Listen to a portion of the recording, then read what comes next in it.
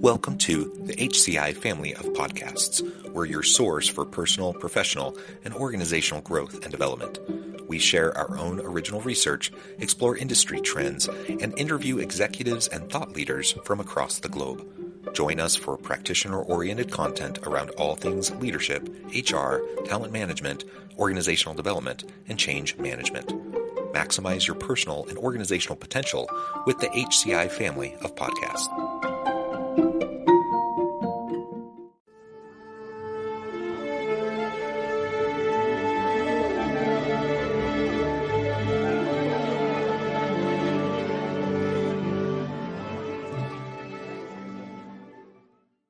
Scott Mautz, welcome to the conversation today. Thanks to have me here, John. I'm ready to bring some value to the audience as best as I can. It is a pleasure to be with you again. You're joining us from San Diego area in Southern California. I'm south of Salt Lake City in Utah. Today, we're going to be talking about your new book, The Mentally Strong Leader. Build the habits to productively regulate your emotions, thoughts, and behaviors. Now, I just want to start by saying I love the title. I think leadership is so important. Of course, it's a core part of what we cover on this podcast. But the mentally strong component to leadership really is a tough ask for a lot of people. And then your subtitle, Build the Habits to Productively Regulate Your Emotions, Thoughts, and Behaviors, very, very key. So we're going to unpack all of this, explore really what's in this book today. We're going to do it briefly, just in about 25 minutes or so. But at the end of the episode, we'll definitely encourage the audience to reach out, to go find the book, which will then, of course, allow you to get into much more detail. As we get started, I wanted to share Scott's bio with everybody. Scott Mautz is a former senior executive of Procter & Gamble, where he successfully ran several of the company's largest multi-billion-dollar businesses. Scott is faculty on reserve at Indiana University's Kelley School of Business for Executive Education, and is also a popular course instructor on LinkedIn Learning, where his courses have been taken over 1.5 million times and counting. And my guess is that number's even higher than the last time when we were doing the prep work, right? Yeah, I think that's right. Yeah. Scott, anything you would like to highlight by way of your background or personal context before we dive on in? Oh, no, just that, the 3 decades I spent in corporate, I matched that up with being an intense academic study as well, John. I do an awful lot of research for all the books, the workshops that I do, the keynotes that I do, to bring kind of so I'm not just some old guy telling war stories from his corporate experience. I have a lot of intense, original academic research to match up with decades of experience. Wonderful. Excellent. All right. As we get started, I always love to ask authors, why this book? Why now? Like what was the germination of the idea for this book? Why do you feel it's so important for the world today? I spent several decades in Procter & Gamble and in other large companies, John, really paying attention to what makes great leaders great. Why do the highest achieving achievers achieve? What's the secret sauce behind that? And study it, not only for my own good and for wanting to be able to advance my own career, but trying to build this database of knowledge, because I knew that someday I would want to do exactly what I'm doing now, broadening my platform for making a difference with the written and the spoken word, much like you have, John. And in that intense, those decades of study matched up with academic research, I started to figure out that one of the secret sauces to being an incredible leader is this thing called mental strength. And we're going to talk more about it and what data I have that makes me believe that. But it was this desire of what I learned to help leaders lead and be great that really drove me to share with the world what I'm going to share today. Excellent. Excellent. So let's dig on in and talk about that mental strength component. Feel free, you can tie into research that you've done, but let's start by just kind of conceptualizing it and laying out really what does that mean to you? Yeah, mental strength is the ability to regulate your emotions, your thoughts, and your behaviors productively, even in adversity, despite whatever circumstance you find yourself in. As I like to say it, John, it's how you manage internally so that you can lead externally. And here's the thing. I think all of your viewers and listeners, John, and even yourself, we all know intuitively that if you want to be successful in life and at work, you have to be able to regulate your emotions, your thoughts, and your behaviors. That's part of the deal. But here's the news flash. This just in. It's really hard to do that. It's really hard because, I don't know, this thing called human beings. and the world that we live in and how chaotic it is and the pressures we feel every day. But the good news is that by, and the subtitle of the book exists for a reason, because if you can build habits to increase your Hmm. mental strength, I have found it is like training your brain for achievement. And I'll give you an example. One of the intense pieces of research I've conducted behind understanding mental strength was this. We asked over 3,000 executives a central question. Thinking of the highest achieving organizations you've ever been part of that overcame the most obstacles, what were the attributes of the key leaders in those positions at that time? And John, over 91% of over 3,000 executive respondents described the same profile, a Hmm. mentally strong leader. And while at the time they didn't know what they were describing leaders that were flexing the six core mental muscles of mental strength, which are, they were describing leaders that had incredible fortitude, confidence, boldness, decision making, goal focus, the ability to stay focused on your goals and keep your organization focused on their goals, and messaging, the Hmm. ability as a leader to exude positivity and positive messaging in the way you conduct yourself to the organization, and a quality of your presence and an integrity to your intent. You're sending all the right messages to the organization about how you lead. So we saw over and over again that the highest achieving organizations were led by people with mental strength, which is what leads me to conclude that mental strength is the leadership superpower of today, especially given the chaotic work world that we all have to deal with, John. Well, yeah, I mean it's just so complex and messy. There's so much nuance. Everything's disrupted, everything's changing constantly. The name of the game is agile, right? Everyone Yes, has to be able to pivot and adjust on a dime, it seems almost. And you have to do all of that with other human beings. And that's right. human That's beings don't right. like change and they're That's resistant to right. change and they get nervous and they have anxiety and your people have mental health issues and need to be mentally strong as well. And so we talk a lot about mental wellness in the workplace. We talk a lot about self-care and those sorts of things. I think sometimes what we forget is that yes, I want my leaders to create a really great positive environment for their teams and for their workforce so that they feel, emotionally supported and psychologically safe, et cetera, et cetera.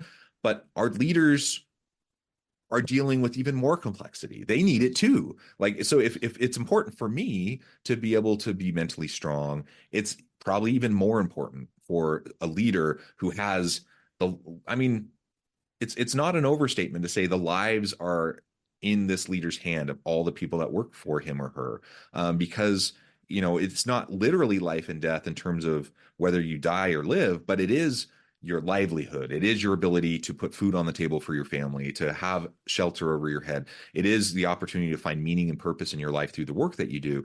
That's a big, big deal. And so leaders, when I talk to leaders, they feel that weight. They Yes. want, Yes. most leaders want to do right by their people. Most leaders aren't thinking about how am I going to wake up and exploit my people today. They want to do right by their people, but it's hard and it never leaves. Like you feel that weight every day and there's almost no reprieve from it. And so if you're going to be successful as a leader in this day and age, you have to understand how to better regulate your emotions and to deal with the things that are going to be thrown at you constantly. You're going to be dealing with it every single day.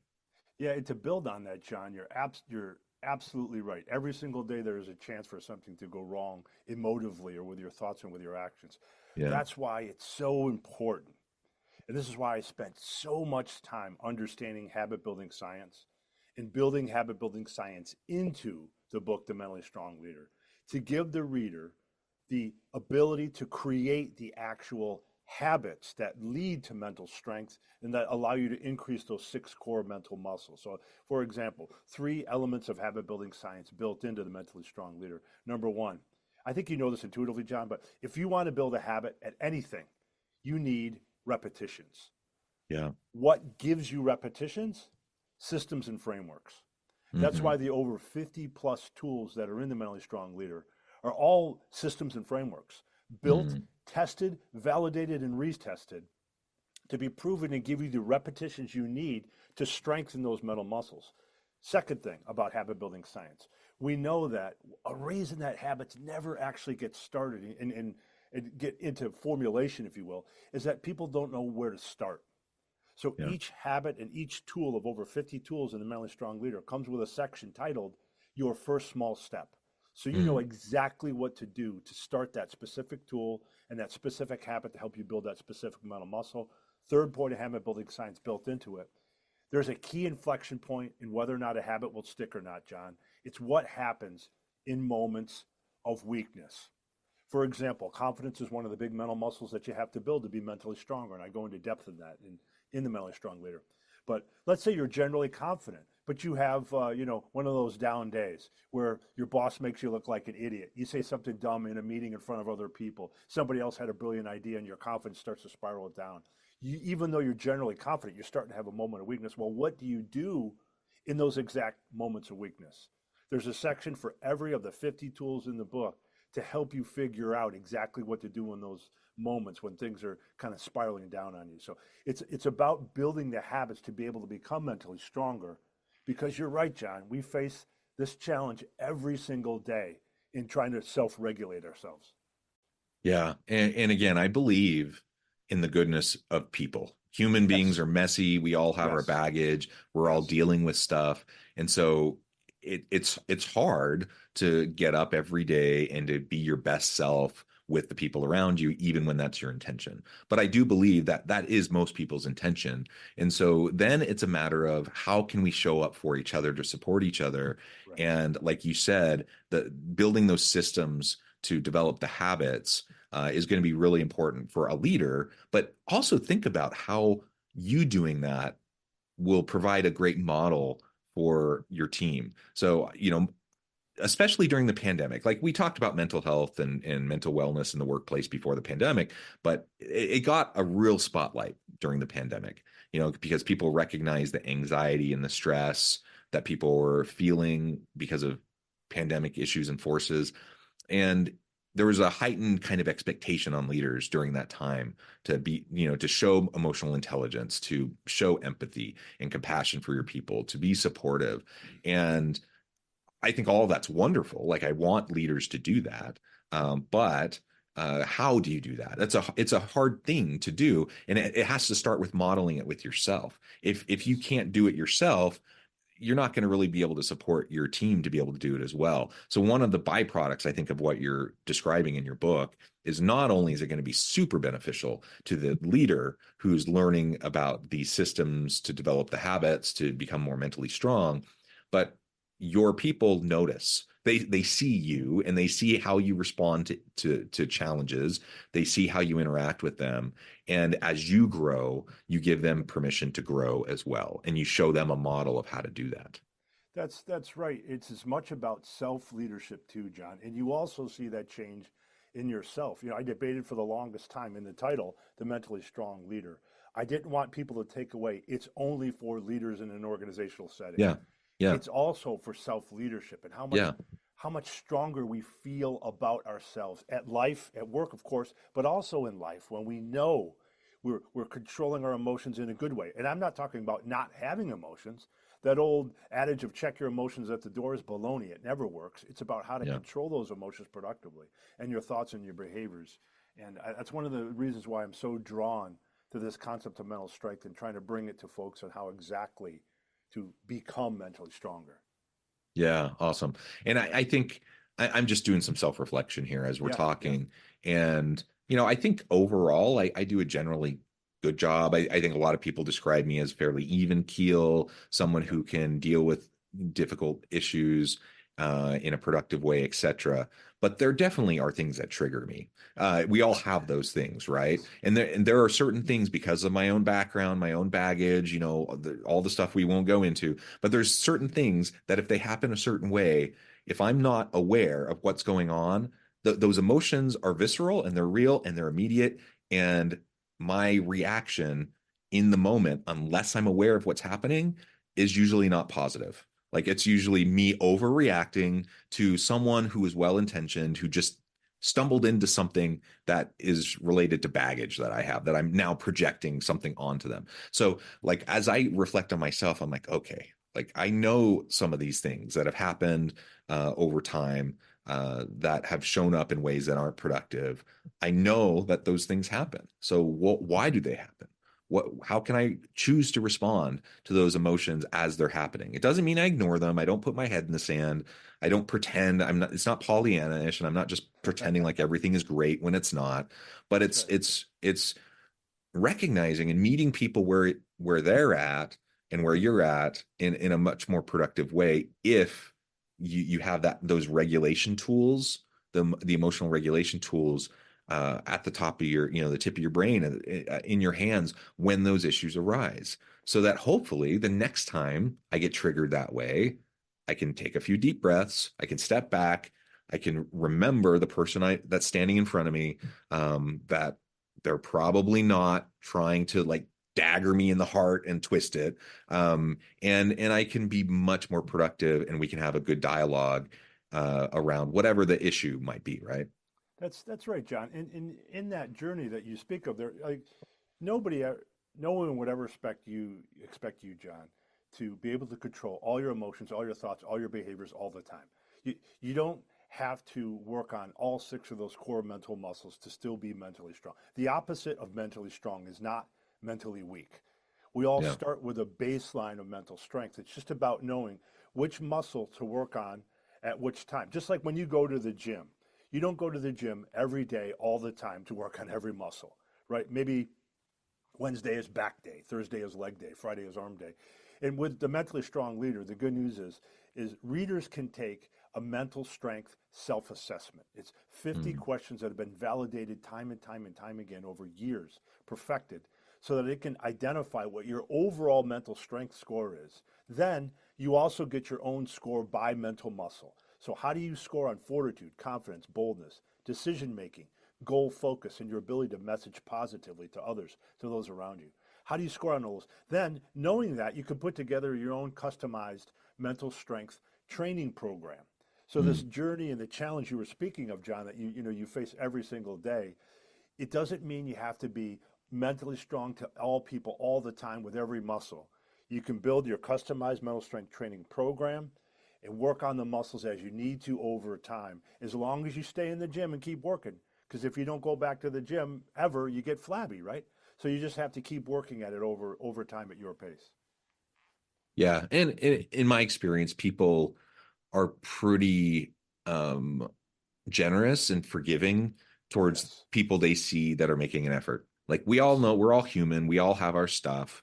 And if you respond in a way that, is in the moment that probably isn't productive as it could be, just own it. Like show a little bit of vulnerability, own it, apologize, try to make it right, and move on, right? And people will appreciate that, and in my experience, most people will show you generosity as you're going through that process. yes. That's exactly right. I go back to the point again. It's so important for all your listeners to remember. The opposite of mentally strong is not mentally weak. We all have a baseline to work from. You just have to have a customized program that's right for you specifically, knowing what you need to work on. And people will be forgiving and work with you along the way, especially if they know that you're trying and that you have a plan to get better and mentally stronger. Yeah, yeah. Maybe in some of the time remaining, we can dig into a couple or a few of the specific habits, Sure, and the mechanisms and structures that sure. you Yeah. talk about in the book. Any that you would like to highlight that you think are just like really powerful, that would be a great example for the audience. Yeah, there's so many to talk about. I'll just pick one off the top of my head. Let's just focus on boldness for just a Mm. second. To build a boldness muscle, how do you show up in a way that allows you to really pave a direct pathway to growth, to force yourself in your organization to think out of the box, to take risks. What can you do to do that? So to introduce one simple tool and a thought, let me just ask you a quick question, John. Have you ever been to the casino before? A casino where you bet and stuff. I mean, I have been in them. I've never Yeah, really gambled, but yeah, like in Vegas, you walk through to go to the hotel or whatever. sure. Yeah. So I had a casino client once Mm. who brought me in for a leadership session that I did for them, a leadership workshop and keynote. And they were telling me over dinner about an interesting throughput problem that they were having on the casino floor, Mm. meaning that the ratio of people that were standing around and watching a game, this one particular game, to the ratio of people that were stepping up and betting their money on the game was way out of whack. So it was Uh-huh. causing an unproductive jam on the floor. Now, Mm. would you hazard a guess at what game that might be? If you don't, if you're not in a casino lot, you might not know. But if you had to take a guess, do you have any guess at what that game might be? Like in the movies, it's craps. Like you see people around the table, right?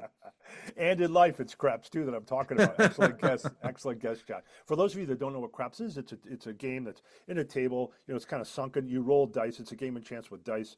And if you look at the felt table, if you've never seen a craps table, go Google it. Craps table. It is overwhelmingly complicated. It is intimidating if you don't know how to play the game. So Vegas found that people weren't stepping up and literally rolling the dice and risking their money. Meanwhile, back at the office, people won't step up and roll the dice either. They won't take smart risks at Mm. work and be bold if they don't understand the rules of risk taking. So in the mentally strong leader, I lay out a way that you can define the rules of risk taking for those around you, right? And this particular one is, within a business context. Mentally strong leader is for both work and life, but this one's for business context. But you could spell out the rules of risk taking for your organization, or ask your bosses what they are. What does a good risk constitute? What does a bad risk constitute? What happens when I take a risk and fail or succeed? Who needs to approve what level of risk and so on? When you spell out the rules of risk taking, John, people are much more likely to be bold in doing. And I give you a list of 20 specific questions you can ask to help define Mm. the rules of risk taking in the mentally strong leader, right? Does that make sense? That's just one of the 50 plus tools that Yeah. help you build your mental strength. Yeah, absolutely it does. And I mean, the flip side of the coin, right? So you want to Yeah, be more bold. yeah. And some people kind of naturally, they probably need to tone back the boldness. But I think a lot of people, probably most people are the other way. Like that's something they have to grow into being more comfortable and being more bold. Um, and I like how you have the flip side of the coin there. Like, yeah, let's talk about how we construct psychologically safe environment where people feel safe to be bold. I mean, one of the reasons why people aren't more bold is because they're worried about looking stupid, or they're worried about making a mistake that will somehow hurt them, and so then they play it safe. And when people are playing it safe, they're not creating, they're not innovating, they're not pushing the envelope, they're not challenging assumptions. They're just kind of going with the flow. They're trying to, like, put their head down and just do their work. And in some jobs, I guess maybe that's okay. But for most of what we talk about in the knowledge economy, we need people to push the envelope. We need people to challenge us. We need people to come up with new ideas and try them and iterate rapidly. And if you don't have a psychologically safe place, for most people, it just won't happen. They just won't be Yes, willing to risk it, right? And that's so right. boldness, absolutely, it's something over time, I can try to, like, have a little bit more courage and boldness in how I approach things. But from a leadership standpoint, from an organizational design standpoint, from a culture standpoint, if you don't focus on the mechanisms of boldness, a lot of people just aren't going to get there. They're not going to feel safe enough to get there. That's exactly right. Speaking of safety, I'll highlight a confidence tool that's related to what you're talking about as well, John. There's a couple of confidence, there's a whole bunch of confidence building tools because confidence is a key mental muscle to build in a mentally strong leader. And when you think about confidence, there's two tools in the book that ask you to do two things, right? The first tool is built on asking you to monitor your relationship with self-doubt and then monitor your relationship with yourself. Two different tools. I'll explain the first one. Think about those words for a second. The tool, it's called the doubt continuum, and you have to take a look at doubt on a scale from a world where you're perfectly confident all the way to a world where you're suffering from a fear of failure, and in between is kind of healthy self-doubt, if you will. But it's important to remember that confidence is not the absence of doubt. It's the ability to manage and control your relationship with doubt. Because even the most confident people that I came across in my years of research on this, John, they all had some quiet whisper of self-doubt somewhere. The rest of the world may not have seen it, but they had a very different relationship with their doubt than other people that weren't as confident had that. So in the book, you get a chance to manage all the way from what do you do when you're overconfident in your relationship with self-doubt to where you're caving into a fear of failure. How do you overcome that? The other side of that is, okay, not only do you monitor your relationship with your self-doubt, how do you monitor your relationship with yourself? There's a tool in the book called the self-acceptance scale. And it turns out there's breakdowns in confidence in many variations, all the way from you start out great self-acceptance, wonderful self-acceptance. On the other side of the scale, you have imposter syndrome. And then in between, you have all kinds of breakdowns where you give into negative inner chatter. You start chasing approval instead of authenticity. You're constantly comparing to others, something I still work on today, and I teach this stuff. You get caught up in, and this is perfect because the words are on your sweatshirt, you get caught up in, I'm not enough. Mm-hmm. And guess what? I'd like to read your sweatshirt to your audience so that they understand, folks, you are enough. You don't have to take on everything by yourself, by the way. And the tool goes through the range of ways that we can, in that relationship with ourselves, we drift farther and farther away from self-acceptance. And it can get as bad as imposter syndrome, where we won't accept what we've accomplished in our life. And then it gives you solves for each one of those steps along the way, whether you're seeking approval too much, comparing to others too much, beating yourself up over and over with negative inner chatter, whether you won't accept that you're enough or that you just feel like an imposter. There's tools for all of that to help you increase your confidence and thus your mental strength. Yeah, awesome. There's so much here. And we've only really scratched the surface, but that's why it's important for everyone to go check out the book. Before we wrap things up for today, I wanted to give you a chance to share with the audience how they can connect with you, find out more about your work, where they can find your book, and then give us a final word on the topic for today. Yeah, thanks so much. You can go to scottmautz.com, SCOTTMAUTZ.com, to find out about, find the book, to learn about my keynotes, my workshops, all the things that I do related to the Mentally Strong Leader. And also, I put together a gift for your listeners and viewers today, John. If they go to scottmautz.com/mentally-strong-gift, they can get a 60-page free download that allows them to take that mental strength self-assessment I was talking about to discern their overall mental strength and score by mental muscle.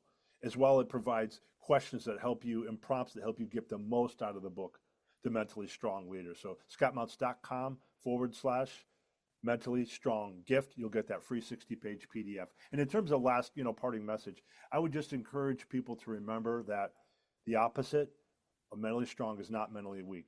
We all have a baseline to build from.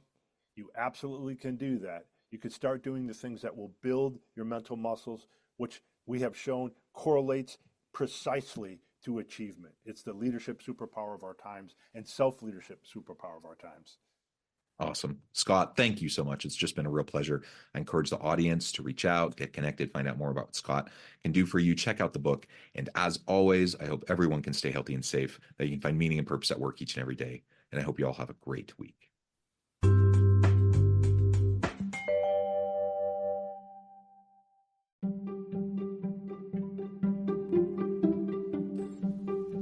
Thanks for joining us for this episode of the podcast.